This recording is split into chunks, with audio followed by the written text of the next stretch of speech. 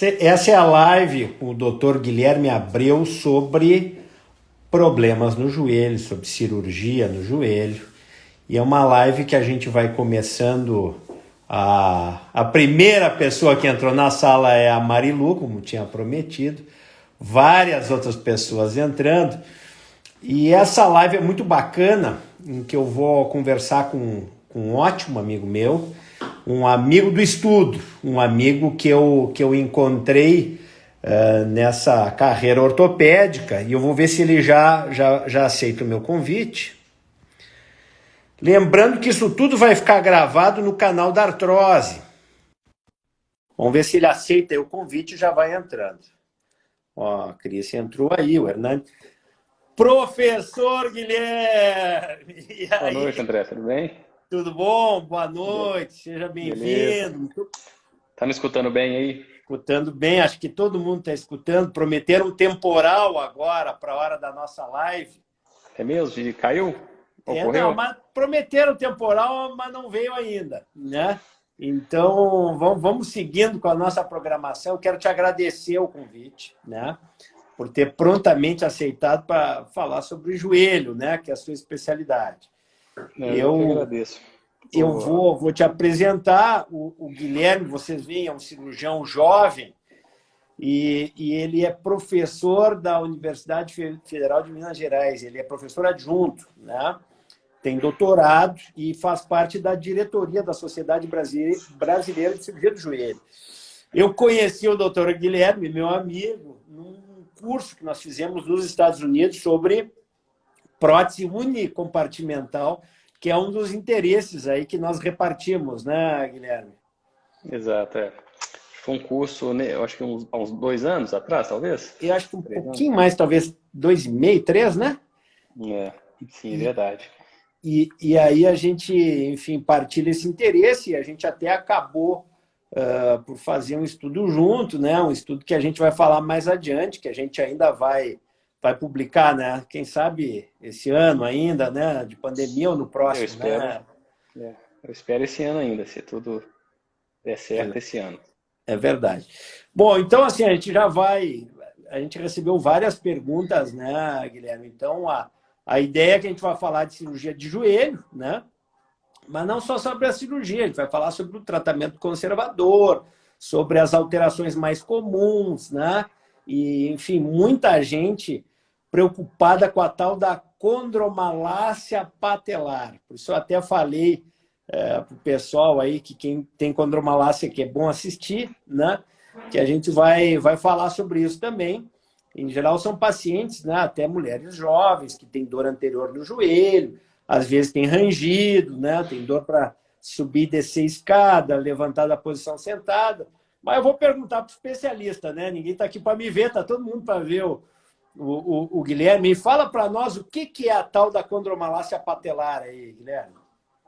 Ok, bom, antes de entrar nesse assunto, eu gostaria só de agradecer aí o seu convite. É bem legal essa, essas lives, né, essa forma aí de comunicação, porque para mim tem sido novo, mas talvez um aprendizado aí nesse momento de pandemia.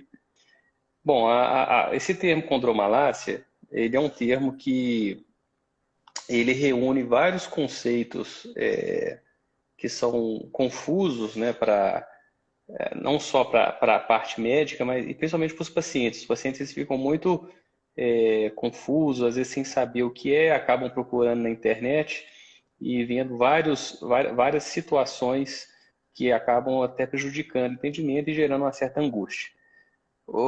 Tecnicamente, o termo condromalácia é um termo que significa amolecimento da cartilagem. E esse termo ele acabou sendo muito utilizado pelos radiologistas depois do surgimento aí da ressonância magnética para descrever uma situação na qual há uma alteração de coloração da cartilagem durante o exame de ressonância magnética. E isso gera uma classificação, e essa classificação vai abranger várias alterações na ressonância. Então, você tem alterações desde essa alteração de coloração até verdadeiras lesões condrais. Então, eu não gosto muito desse termo, eu acho que é um termo que confunde, e a gente acaba tendo que ajudar o paciente a entender qual que é o problema que existe relacionado à patela, né? Se é uma alteração que é das mais comuns, chamada síndrome dolorosa do fêmur patelar, ou dor fêmur patelar, e eu gosto muito do termo disfunção patelar, que é uma alteração muito relacionada à parte biomecânica do joelho, que o tratamento conservador é a forma padrão de tratamento, e diferenciar de alterações mais anatômicas, da lesão da cartilagem propriamente, né? Que seriam as alterações onde há uma erosão, ou uma fragmentação, ou uma fissura dessa cartilagem. Então, essa terminologia é uma terminologia que abrange várias situações que clinicamente são muito distintas, desde alterações que vão necessitar de cuidados cirúrgicos, que felizmente são é bem menos frequente, daquelas que vamos dizer, a parte mais frequente do consultório de quem atende dores articulares, especialista de joelho, ortopedia geral, fisioterapeuta, onde existe uma disfunção dessa articulação muito relacionada à biomecânica da articulação.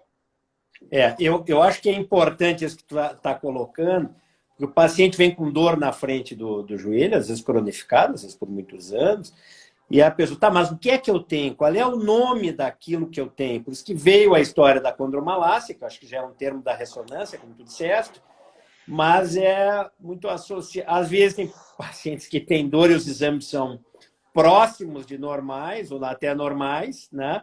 E aí a gente revela, nossas vezes, dificuldade de chegar num diagnóstico, e aí surge a condromalácia, né? Em que a gente pode dizer, vai lá e procure o que é condromalácia, mas eu acho que a disfunção femoropatelar é um bom nome. Na minha época se falava em hiperpressão patelar também, né?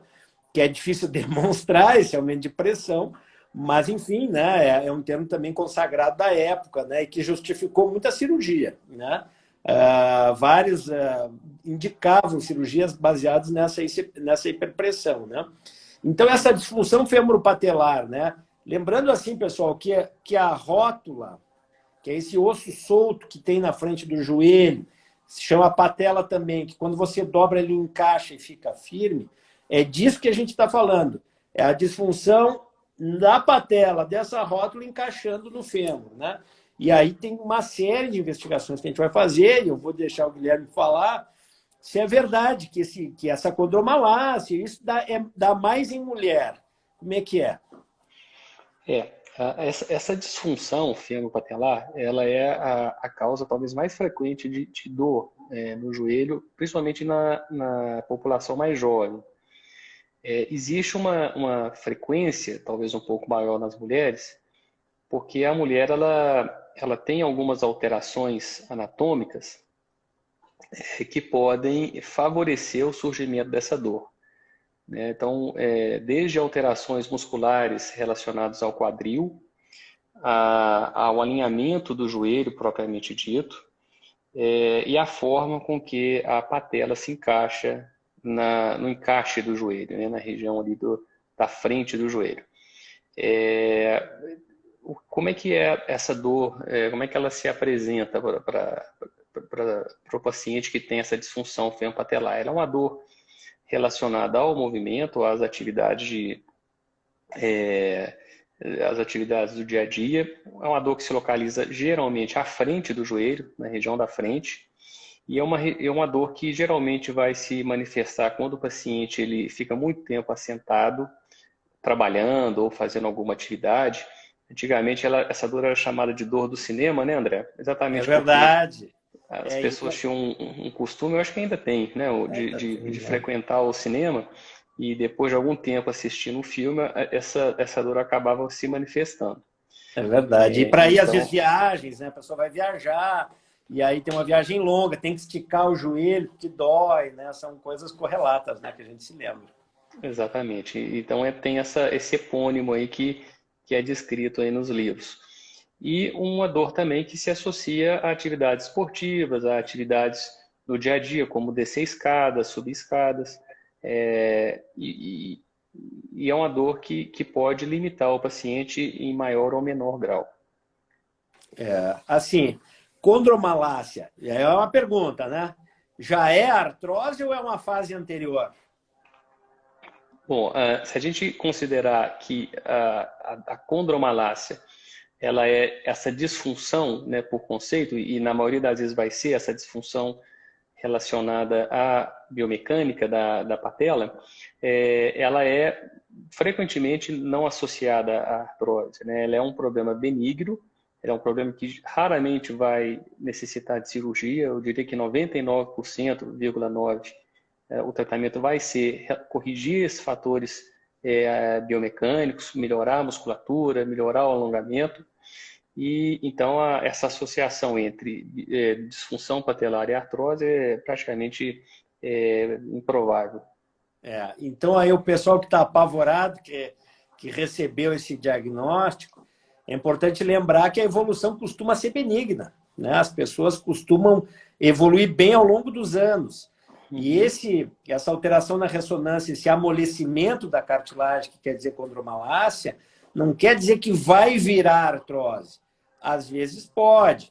Por isso que é importante consultar, né, para você saber. Não precisa constar comigo, pode constar com o Guilherme. Se não puder chegar no Guilherme, consulte o seu bom ortopedista, né, que ele vai chegar à conclusão da sua avaliação. E nessa avaliação, o que é importante assim, em termos de o rangido preocupa, não preocupa, o enxume preocupa? O que te preocupa na avaliação, hein, Guilherme? Conta para nós aí. Eu acho que até associando e adicionando as informações que você já passou, essa avaliação médica, ela também ela é associada, nesse caso, é um exemplo típico de como uma equipe multidisciplinar pode trabalhar bem. Ótimo. Porque geralmente o médico ele vai ser a primeira pessoa que vai receber essa queixa, você faz essa avaliação e geralmente você vai precisar do seu fisioterapeuta de confiança, né, de uma equipe da fisioterapia, também fazendo essa avaliação. Porque, como já foi falado, boa parte dos pacientes que têm dor, a disfunção tempopatelar, elas vão ter fatores predisponentes do ponto de vista musculoesquelético. E cada paciente vai ter fatores distintos. Então, pode ser um encurtamento da cadeia posterior da coxa, pode ser uma fraqueza, por exemplo, do mecanismo abdutor do quadril, do glúteo médio, glúteo mínimo, pode ser uma fraqueza de rotadores laterais do quadril. Então, essa equipe multidisciplinar, ela consegue detectar esses fatores e fazer um planejamento de correção que vai ser muito direcionado pela equipe fisioterápica também. Bacana isso que ele está falando, né? Quer dizer, não é uma pessoa só, o médico muitas vezes direciona, mas o fisioterapeuta tem que avaliar, o pessoal que reabilita, né? A gente trabalha muito junto com o fisioterapeuta, né? Como disse, eu não tenho ninguém na clínica, mas a gente tem um grupo grande de bons profissionais que referencia, e isso é decisivo, né? É uma coisa importante aí na avaliação, né? Quando se pensa assim em exames, o que tipicamente tu pede para avaliação desse tipo de dor? Como é que tu diferencia? Me perguntaram aqui, como é que é a tendinite, a tendinopatia da pata de ganso? É a mesma coisa? É diferente? Como é que é? Vamos por esse caminho aí, Guilherme. Bom, a disfunção fempatelar ela não é uma tendinite, né? A tendinite é uma inflamação do tendão, que também pode ser causa na região anterior do joelho, ou na região posterior, aí vai depender de qual tipo de tendão está sendo acometido por essa inflamação. E o bom exame físico, ele é muito suficiente, a história do paciente, para a gente chegar numa hipótese diagnóstica de disfunção patelar. Do ponto de vista de exames, a radiografia ela é bem suficiente para que a gente confirme isso. Hoje a gente tem uma necessidade, eu acho que talvez até equivocada, de se fazer muita ressonância magnética. Também acho. Isso faz demais. E a ressonância, para esse propósito, se você examina bem, se você escuta bem o paciente, ela é desnecessária, ela não é necessária para esse tipo de diagnóstico. Então, uma radiografia simples, ela vai descartar outras probabilidades, né, outras possibilidades aí de causa de dor nessa região do joelho, e você já consegue fechar o diagnóstico e encaminhar esse paciente para o tratamento. Uhum. De um paciente típico, assim, né, que você considere que tenha, né, dor anterior no joelho, disfunção femoropatelar, condromalácia, enfim, como é que costuma ser o tratamento disso? Como é que analgésico, tu usa analgésico, fisioterapia, tu gosta de algum suplemento, tu usa, tu não usa, como é que é? Tipicamente, um paciente típico. Eu não tenho assim, experiência com suplemento para reabilitação de disfunção patelar. Geralmente, analgésicos convencionais, simples, ele funciona bem para a dor do paciente. E o que vai fazer a grande diferença aí no tratamento vai ser, de fato, essa reabilitação fisioterápica, o controle muscular. O paciente, ele já com algumas sessões de reabilitação, ele percebe já que o caminho tá correto. Então, a fisioterapia bem executada, a correção desses fatores que se associam à disfunção patelar, ela é bem o caminho, né, correto para esses pacientes. Uhum. Você já manda direto para academia ou você sempre passa para fisioterapeuta? Como é que é? Eu costumo dizer que sempre é muito forte, né? Sim. Eu gosto muito de que o paciente ele escute o fisioterapeuta. Eita, travou. Aqui me chamando no telefone. Ah, Desculpa. fica à vontade. Então, vamos lá, vamos É, seguindo. a, eu acho que a conversa com um bom fisioterapeuta, ela ajuda muito o paciente a entender o que está gerando a dor no seu caso. Então, geralmente, quando possível, né, quando o paciente tem esse acesso, eu encaminho para que ele faça essa avaliação fisioterápica, faça uma avaliação física e consiga, pelo menos, iniciar o tratamento com o fisioterapeuta. Depois, quando a dor já está mais controlada, o paciente ele já sabe, né, todas as recomendações não só médicas, mas fisioterápicas, a manutenção desse paciente geralmente é feita ou por uma academia de musculação, ou no exercício funcional, né, isso tudo é possível. Sim. E, por exemplo, ácido hialurônico, você acha que é uma ferramenta útil? Você acha que não é bom para esses casos que a gente estava citando, e até de condromalácia? Bom, eu não uso de rotina ácido Ok. hialurônico para dor, para disfunção fempatelar. Eu uso para Uhum. algumas outras situações clínicas, né? Uhum. Mas para dor fempatelar clássica eu não tenho experiência com ele. Uhum. E que casos assim tu acha que vale a pena investigar mais, fazer uma ressonância? E que casos acabam indo à cirurgia, no teu entendimento? Bom, cirurgias para disfunção patelar eu não acho que é o método de escolha. O que a gente tem que diferenciar é que nem tudo que dói na frente do joelho é disfunção tempopatelar. Então, Bacana. a gente tem que tentar diferenciar esse diagnóstico, fazer o diagnóstico, e em outras situações, como por exemplo, em casos em que você tem um mau alinhamento patelar associado à instabilidade, ou então você tem uma lesão condral, uma lesão de cartilagem causada por um mecanismo de trauma, esses casos eles, às vezes acabam evoluindo para cirurgia, mas é um outro capítulo, é um outro tipo de situação. E Sim. para disfunção patelar, eu ainda tenho uma boa experiência de mandar para uma boa equipe fisioterápica e resolver o problema do paciente Me ajudar somente com a bem. correção desses fatores. Você costuma usar tomografia para ver o alinhamento patelar, para julgar Para disfunção patelar, inclinação? não. Não? Só para estudo de instabilidade, né, de outras situações, né? Uhum. Muito bem. Me conta uma coisa. Em geral, para dor no joelho, é melhor gelo ou calor? O que o pessoal está perguntando? Bom, do ponto de vista de analgesia, o gelo faz mais sentido.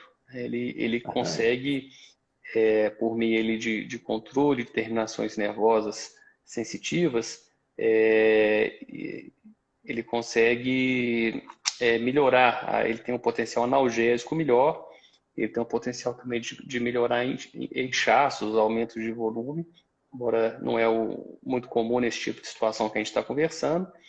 E o calor, ele tem um efeito mais para alterações musculares, né? Então, você pega, por exemplo, uma dor muscular, um pós-exercício, não uma dor articular. Então, eu sei que a gente, às vezes, acaba lançando mão de contraste, usa um, outro, mas um conceito básico para ficar aqui, né, para quem está nos assistindo, é que o gelo ele é um bom analgésico, ele age melhor em articulações, e o calor ele vai ter um efeito melhor para dores musculares na coxa, na panturrilha, né, ou na coluna, por exemplo, na região dorsal, lombar, teria um efeito melhor.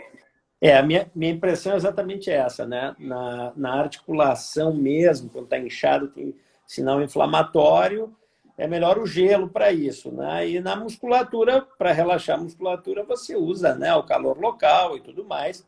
Só que tem uma questão, tem que testar. Eu já vi aí que o pessoal diz, meu joelho dói mais. Você vai ter que testar. Mas é como toda terapia física, né? Em alguns você vai ter um tal efeito, em outros você vai ter outro. E tem que olhar com serenidade para isso, né? É uma regra, vamos colocar, uma regra geral, né? Geral, que óbvio que tem que ser contextualizada. Cada paciente é um paciente. Então, assim, cirurgia, pessoal, é para quem tem o desalinhamento, então, da rótula, ou que tem instabilidade, ou que a rótula pula fora, né? Isso aí é uma situação. Em geral, para dor, né, unicamente ali nessa junta entre a rótula e o fêmur, não é tão comum, né? Só se realmente tiver alguma alteração, alguma úlcera, alguma coisa que você acaba percebendo ao longo desse caminho. Acho que é mais ou menos por aí, né, Guilherme? Exato, isso mesmo. Bom, aí a gente, claro, fala muito, né, não só sobre fêmur patelar, mas também a artrose do joelho, que poxa, para nós é uma coisa corriqueira, né, do dia a dia, a gente vê muito, né?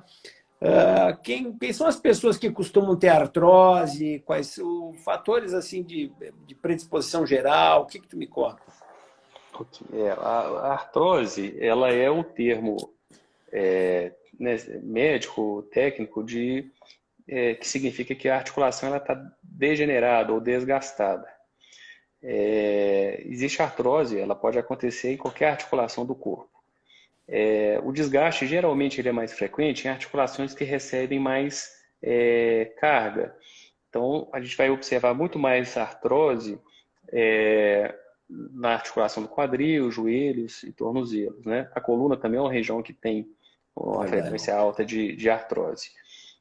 Uma dúvida que nós temos aqui em Minas, sempre nos perguntam, artrose é igual a artrite? Na realidade, existe uma certa confusão, porque a artrose ela tem essa terminologia, esse sufixo que significa degeneração, mas no inglês a artrose ela chama osteoarthritis, né? Ela termina em it, que significa mais inflamação. Então, a gente pode chamar tanto artrose ou pode chamar como osteoartrite, que vem dessa terminologia anglo-saxônica e que também significa degeneração. Então, a gente poderia chamar de artrose ou osteoartrite. Nós vamos chamar aqui na nossa conversa de artrose. O que hoje a gente observa? No mundo todo, há um aumento exponencial de casos de artrose, principalmente de joelho e quadril.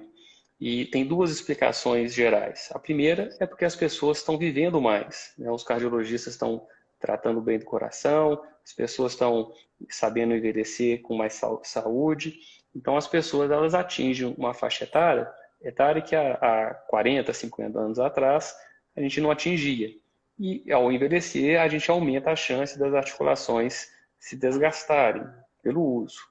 E um segundo fato que também é muito importante, isso a gente aqui no Brasil já observa, que é o sobrepeso da população. Os hábitos sociais eles alteraram drasticamente nos últimos anos.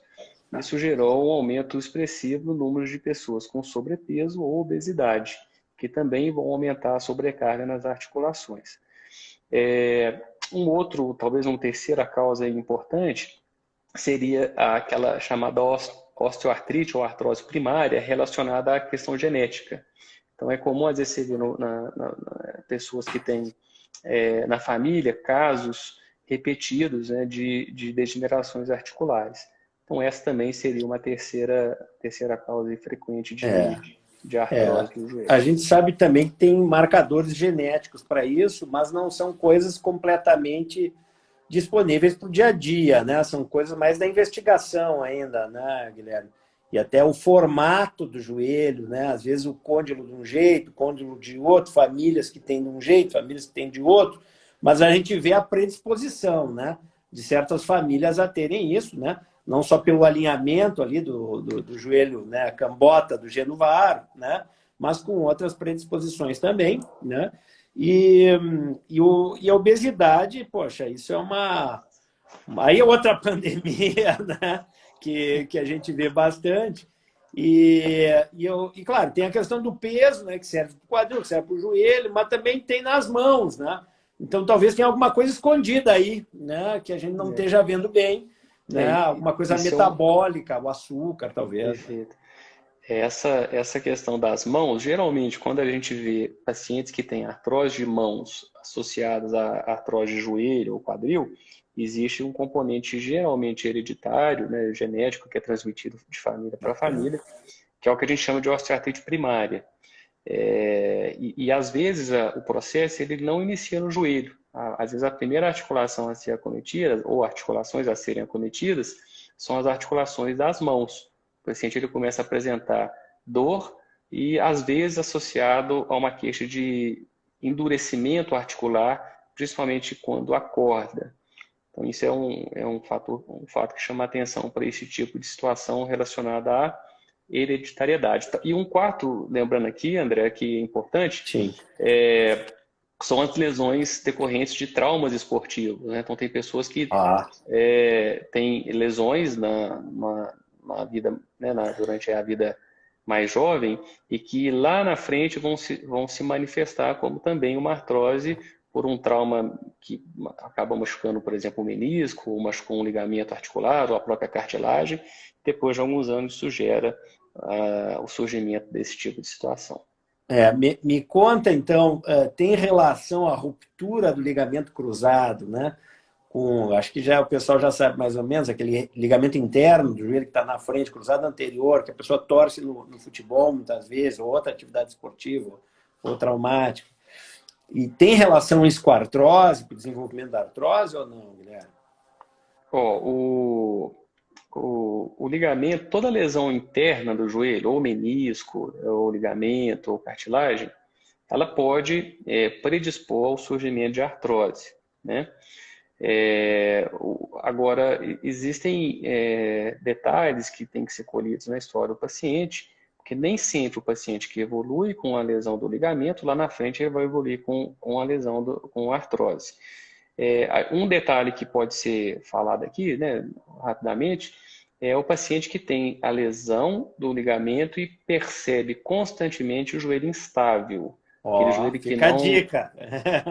Está falseando, fica a dica. Aquele joelho que não estabiliza durante o movimento.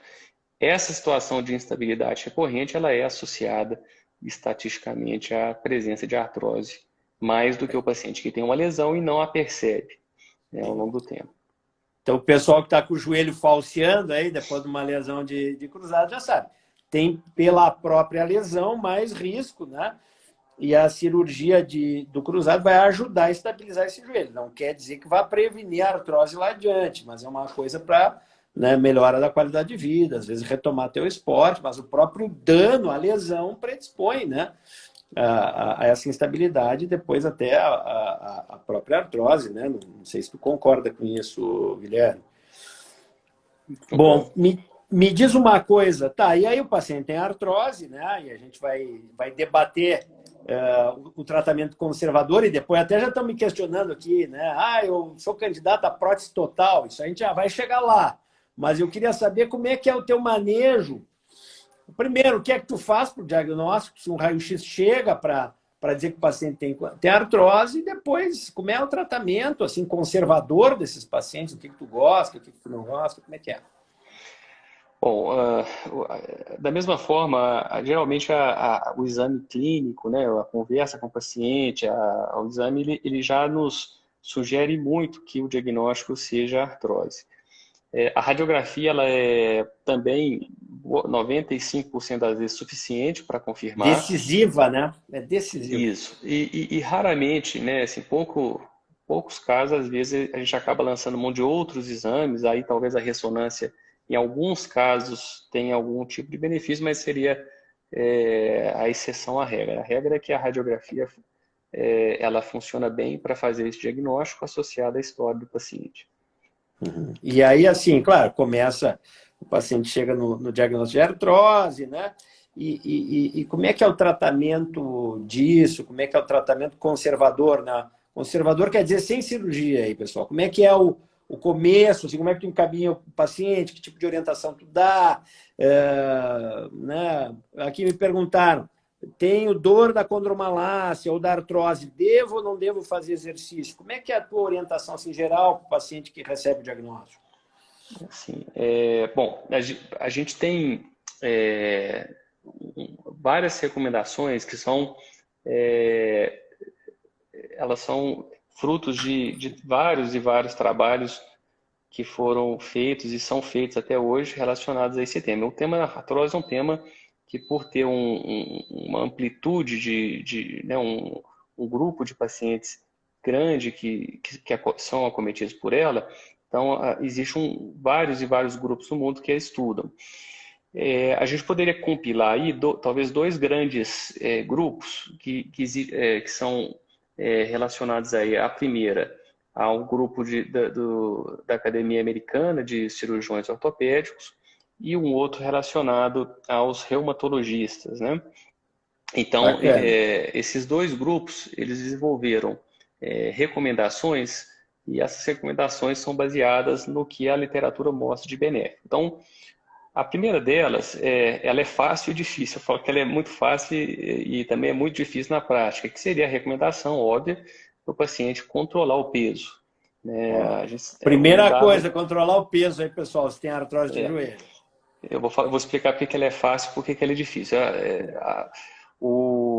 Dependendo do que a gente faz no nosso dia a dia, 1 quilo que a pessoa perde pode significar 8 vezes isso. Então, vou dar um exemplo. Se a pessoa estiver descendo uma escada, naquele momento que ela está descendo uma escala, 1 quilo de peso pode refletir 5 até 8 quilos durante a execução daquele movimento. O agachamento é a mesma coisa. Então, enfim, coisas que a gente faz sem perceber ao longo do dia. Então, perder peso, obviamente, vai melhorar muito os sintomas do paciente. A gente sabe que não é fácil, né? Perder peso, se fosse fácil, todo mundo perdia. E o que eu busco a conversar com os meus pacientes é que a gente tentar buscar metas atingíveis. Então, se às vezes precisa, né, pelo cálculo lá de perda ponderal, perder 10, se a gente não conseguir perder 10, 2 quilos já vai fazer uma grande diferença para as articulações. Né? Então, Já se a gente ajuda, né? pensar aí, exato, 2 quilos pode representar um alívio dentro desse cálculo que nós fizemos aqui, uma redução de 10, 15 quilos, dependendo do que a pessoa faz durante a sua atividade diária. Então, essa recomendação é uma recomendação bem forte, ela tem uma comprovação de que funciona, ela alivia os sintomas, tanto nessa recomendação dos cirurgiões americanos, né, da Academia Americana, quanto desse grupo de reumatologistas que chama ORCE. Uma outra situação, a segunda, seria a realização de atividades físicas regulares. Aí todo Aí, mundo pergunta. qual é as atividades para reforçar o joelho com artrose? Já matamos mais uma pergunta aqui. Pois é, o pior que o paciente com artrose pode fazer é ficar sem exercício. Isso é um ponto que tem que ficar bem claro. Agora os Porque, fisioterapeutas piraram aqui, né? é, Bacana por- ouvir isso, ó. Não é para ficar sem atividade física nenhuma. Até já respondeu aí uma grande pergunta. Tem que manter sim, uma atividade sob supervisão, né, exato. Guilherme? Como é Porque que é? a musculatura, ela precisa do exercício para que ela se mantenha saudável. Quando a gente tem uma dor articular, uma consequência disso é basicamente o desuso, ou usar menos aquele segmento do corpo, e, consequentemente, o paciente vai perdendo o músculo. A gente tem um termo técnico que é a sarcopenia. E quanto mais fraco é o músculo, mais exposta a articulação fica a sofrer os sintomas da artrose. Então, quando a gente tem um músculo que está mais forte, mais fortalecido, a gente, de certa forma, consegue aliviar a articulação que tem um desgaste ou localizado ou difuso, e isso também, cientificamente, é associado à melhora dos sintomas. Quais são as recomendações gerais? As atividades de fortalecimento, elas vão trabalhar, geralmente, com pouco impacto, então a gente tem que escolher formas de fazer isso sem gerar impacto para a articulação e trabalhando com uma amplitude de movimento articular menor, porque isso também vai gerar menos desconforto ao longo do exercício e o paciente vai conseguir aproveitar mais, ter menos dor e desenvolver melhor aquela atividade. Então, é muito importante que a atividade física seja proposta ao paciente que tem artrose do joelho. Ficar sem atividade é ruim, gera sarcopenia, gera acentuação da dor. Me perguntaram aqui, crepitação no joelho, o que devo e o que não devo fazer? E aí, Guilherme, como é que sai dessa? A gente tem que lembrar que o joelho ele é uma articulação que ela é estabilizada basicamente por ligamentos e músculos. Nós não temos uma estabilização óssea. Então, existem vários músculos, vários ligamentos que passam ao redor do joelho. Então, esse barulho que o joelho faz, ele nem sempre é um barulho associado ao desgaste. É lógico que o paciente que tem o desgaste, ele tem a chance de ter mais crepitação, mais ruído associado ao joelho. Então, essa avaliação do barulho que é considerado normal e o anormal vai depender muito do contexto. Então, a gente tem que examinar, colher todas as informações para chegar a uma conclusão. É isso aí. A outra pergunta. Estou perdendo força no joelho toda vez quando levanto. O que faço? Bom, é a mesma coisa. A perda de força, ela pode ser associada a várias causas, até questões articulares, a questões musculares e até questões neurológicas. Então, eu acho que a primeira coisa é buscar uma avaliação médica. Investigar, né? Tem que investigar isso aí. Para que a gente investigue o motivo dessa perda da força. Não é normal, né? A gente sempre tem que tentar achar uma causa de perda de força. Às vezes é por dor, às vezes é por instabilidade, às vezes é neurológico, né? Então tem que avaliar, né? Sem dúvida nenhuma. E como é tipicamente assim o tratamento que tu recomenda para artrose, assim, o conservador ainda, né? O que tu diz de tu gosta de algum tipo de medicação, algum tipo de suplemento? Tu vê vantagem? O que tu indica assim tipicamente para o teu paciente, Guilherme? Bom, eu geralmente prescrevo analgésicos, aí geralmente são analgésicos convencionais, geralmente isso é suficiente.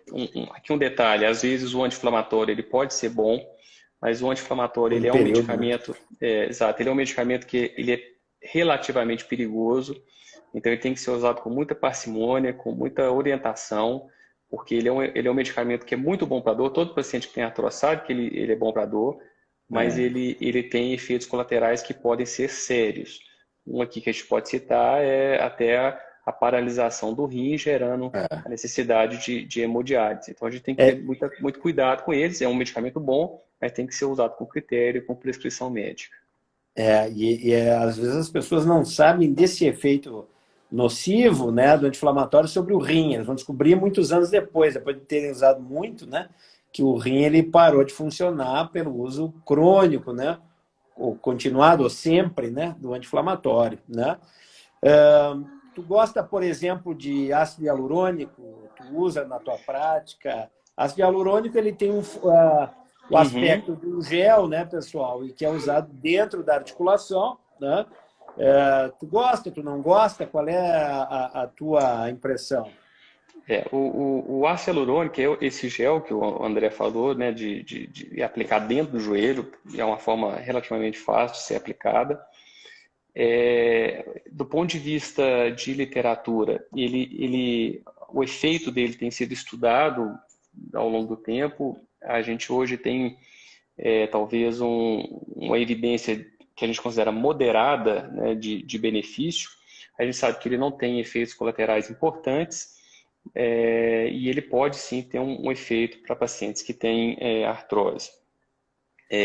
Eu geralmente uso, eu tenho o hábito de usá-lo, mas vai depender muito do estágio e de alguns detalhes técnicos, né, que a gente avalia para saber se o paciente ele pode ou não ser beneficiado pelo uso do ácido hialurônico. É um dos medicamentos que eu tenho no meu arsenal aí de tratamento. E aí alguém mandou a pergunta se a cartilagem da patela, depois de rompida, tem como ser reconstruída.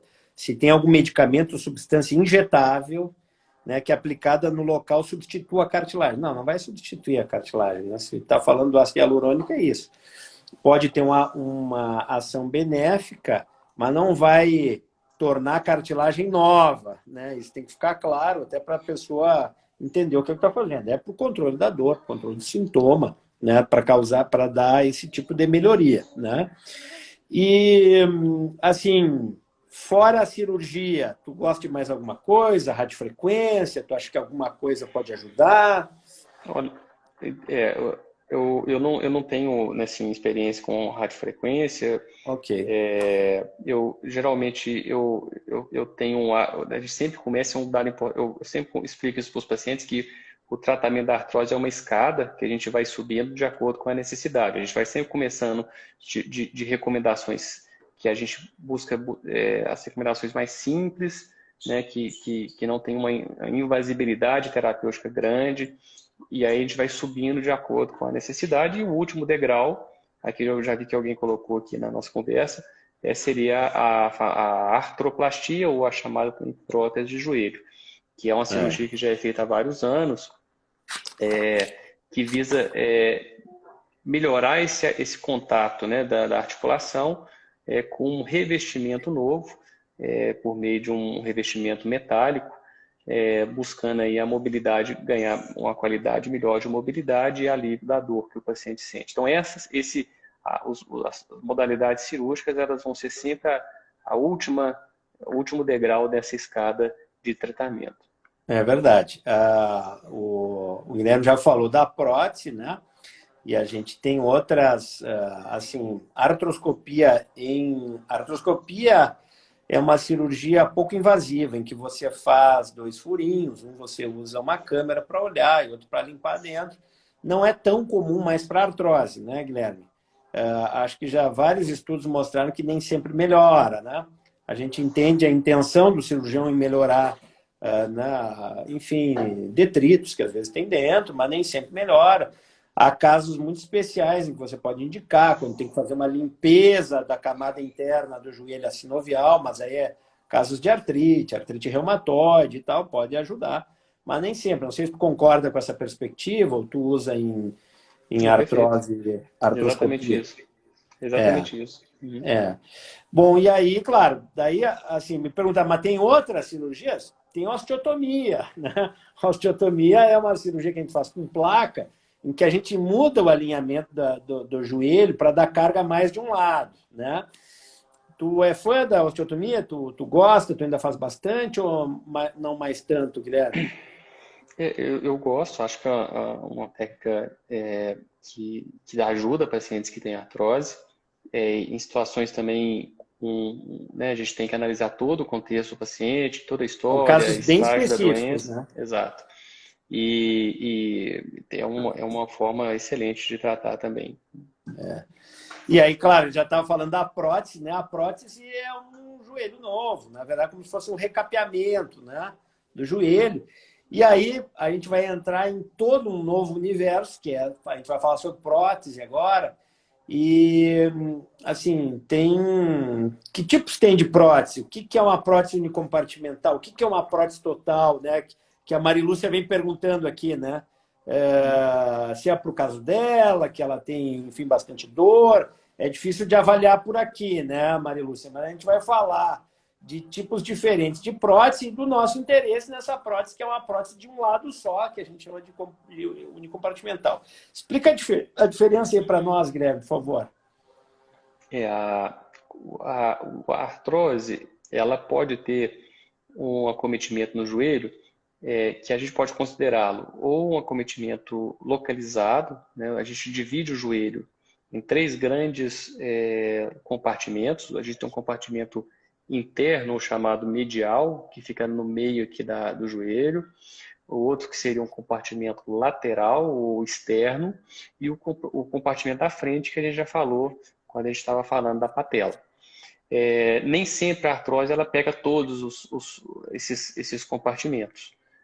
Quando a artrose pega tudo, a gente vai, dentro de uma necessidade de cirurgia, por falta de controle, né, do problema com outras medidas, pensar nesse revestimento, nessa artroplastia total.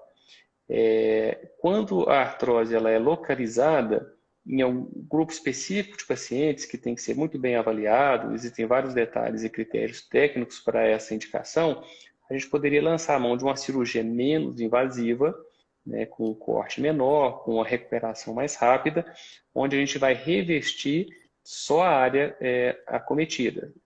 O restante do joelho que está bom, ele vai ser mantido, né? Independente de total ou parcial, o que é importante, uma dúvida grande que os pacientes chegam, aqui também em Minas, o que é a prótese? A gente tira o joelho, coloca um joelho mecânico. Na realidade, a prótese é uma cirurgia que vai recapear a articulação. Isso. Os ligamentos, né, os principais, os colaterais, o ligamento de trás, eventualmente pode ser mantido também, e os tendões e músculos todos vão continuar sendo os originais, né, os naturais aí do paciente. Então, a cirurgia é uma cirurgia de recapeamento, uma cirurgia de recolocar uma nova superfície de contato. A gente se interessa, né, e por isso eu convidei o Guilherme aqui, que nós estamos fazendo um estudo, né, sobre os pacientes. Até tem uma paciente, a Ofélia Bocchese, que fez uma prótese uni, né, está nos mandando um oi. E como vocês entenderam, em alguns casos de artrose, ela começa de um lado da junta e depois vai tomando conta do resto. E se você pega num momento em que isso é possível, você pode fazer uma prótese uni, né? Alguns estimam que até metade dos casos de artrose que precisam de cirurgia pode ser uma prótese uni. Eu não sei se é tanto assim, né? Talvez menos um pouco. Enfim, tem que ter uma avaliação muito criteriosa. Não pode ter artrite reumatoide, não pode ter lúpus, não pode ser essas doenças inflamatórias. E existem tipos diferentes, né, das próteses uni. Uma que é uma base que é fixa e outra que tem quase que um menisco, ela desliza. E nós vamos fazer um trabalho sobre a base fixa primeiro, né, Guilherme? Qual foi a tua experiência aí com a prótese uni? Foi boa aí em Minas, em Belo Horizonte? Me conta. Pois ela é uma cirurgia, como a gente já falou aqui, que ela tem uma recuperação mais rápida, né? A gente, como qualquer cirurgião de joelho, a gente tem a necessidade, em alguns pacientes, de se fazer partir para a cirurgia, fazer a prótese.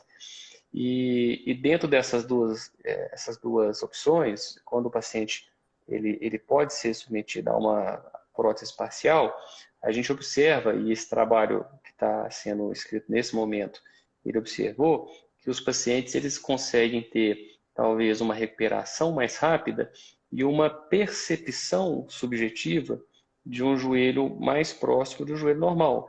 E isso é facilmente explicar porque a gente vai mexer menos no joelho, a gente vai manter tecidos que são originais, né, tecidos naturais do joelho, intactos, e isso geralmente repercute no resultado com uma diferença para uma melhor satisfação pessoal relacionada ao joelho depois da cirurgia.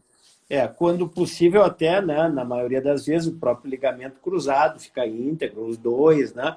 O outro lado, o menisco e a cartilagem fica inteira, a rótula também é mantida, né, junto com o seu encaixe ali. Então, é uma cirurgia menos agressiva e eu gosto da percepção dos pacientes, né, de subir e descer a escada, de velocidade de caminhada, são coisas assim que eles percebem como quase normal, né? Lembrando que a prótese é sempre uma substituição, né? A prótese não é um milagre, a prótese é um remendo, né? A Ofélia aí ficou feliz aí com essa cirurgia, né? Uma boa... A gente fica muito contente, né? Tu acha que um paciente com prótese de joelho, ele pode voltar a ter atividade esportiva? Qual é a tua experiência? O que tu recomenda para esses pacientes? Como é que é? Bom, a gente sabe que o esporte depois da atividade, ele é também recomendado, né? Ele é importante para que o paciente mantenha uma vida saudável, que muitas vezes estava sendo prejudicada pela questão da artrose, mas a gente tem que ter cuidado, porque atividades de alto impacto elas não devem ser realizadas. Claro. O motivo é porque a gente vai colocar esse revestimento, se a gente fizer um exercício muito intenso, esse revestimento, esse recapeamento, ele pode ser abalado e acabar se soltando mais rapidamente. A gente sabe que a expectativa de uma cirurgia dessa hoje ela é de anos e anos de resultado positivo, de durabilidade que a gente fala, né? E então atividades esportivas de menor impacto, como por exemplo caminhadas, trekking, musculação, natação, até tênis de dupla, golfe, isso tudo pode ser realizado sem nenhum tipo de problema, e até o esqui também, né, em pistas mais fáceis podem ser realizados, não tem nenhum problema. Claro. Quando o pessoal te pergunta quanto tempo dura essa prótese, doutor, uma prótese de joelho, o que tu responde? Dura até que acaba? Como é que tu responde? A gente responde isso com a experiência do que já aconteceu até agora, né? A gente tem países que documentam muito bem isso. Infelizmente, o Brasil a gente não tem essa documentação muito boa, então a gente acaba usando registros de outros países. Então, a gente tem registros muito bons do Reino Unido, a gente tem registros muito bons de durabilidade da Escandinávia e muito bons da Austrália, né? E ali da região da Oceania também, alguns outros países. Então, a gente sabe que hoje uma prótese total e uma parcial, elas têm uma durabilidade acima de 15 anos, 20 anos, em mais de 90% dos pacientes. Então, o que significa isso? Se você faz uma prótese hoje, total de joelho, é bem provável que em 15 anos, 20 anos, ela ainda vai estar funcionando e gerando a melhora funcional com uma boa chance de estatística, né? É verdade. E, assim, prótese nacional ou importada? Isso é uma coisa de consultório, né? É claro que, lembrando que a maioria das pessoas no país tem próteses nacionais, né? E não tem nenhum problema ter prótese nacional. Mas, às vezes, pode-se optar nacional, importado, e, às vezes, no consultório se tem esse debate, né? O que tu explica para o paciente? Eu não sei se é uma pergunta que te fazem aí no consultório, Guilherme, e aí?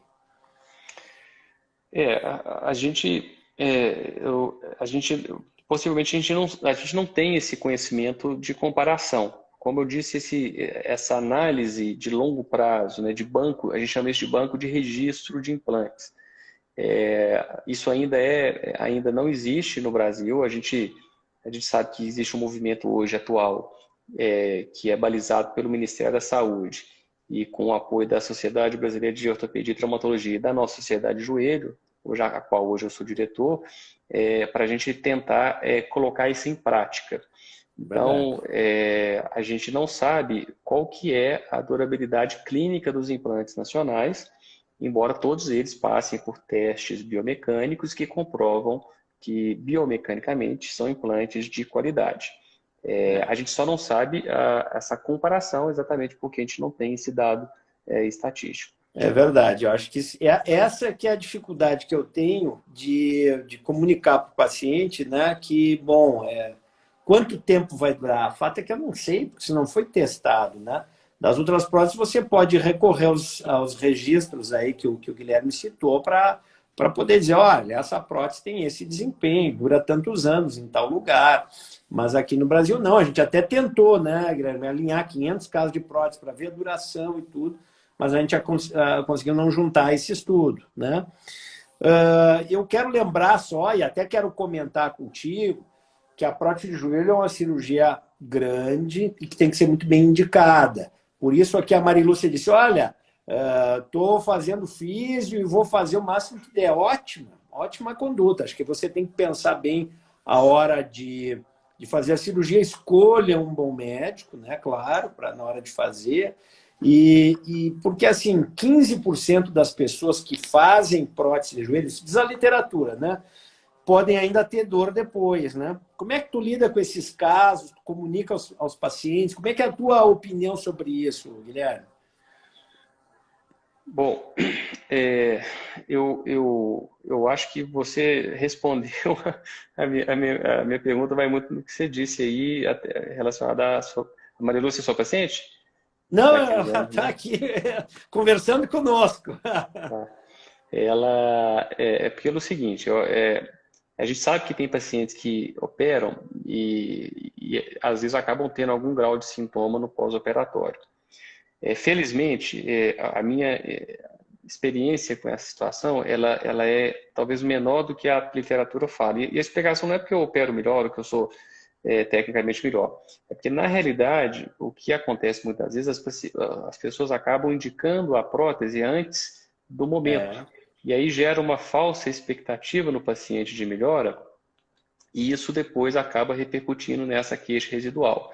Então, se você mantém a prótese no lugar correto de indicação, ou seja, como último degrau da escada, geralmente o paciente, quando opera, ele opera no momento correto, com a expectativa correta, e o resultado ele vai ser mais facilmente atingido. é verdade. Eu acho que por isso que eu disse, olha, tem um momento certo de operar, mas eu sempre esclareço para o paciente, né, que nós vamos fazer sempre o melhor, mas ainda há sempre risco de complicação, a gente tem que deixar isso claro.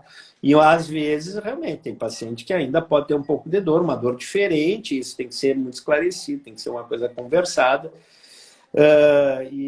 Enfim, mesmo esses pacientes que têm dor, já tem trabalhos na literatura que mostram que até 2 anos depois, metade das dores se resolve. Então, às vezes, a gente só tem que esperar e todo mundo tem que ter um pouco, né, controlar um pouco a ansiedade. Eu só vou fazer menção uma última pergunta. Ó. Eu tenho condromalácia e fibromialgia, faço pilates. Mesmo assim, tenho muita limitação para andar por causa das dores. Qual o tratamento mais indicado? Bom, essa aí eu vou responder que fibromialgia, você começa tratando a fibromialgia.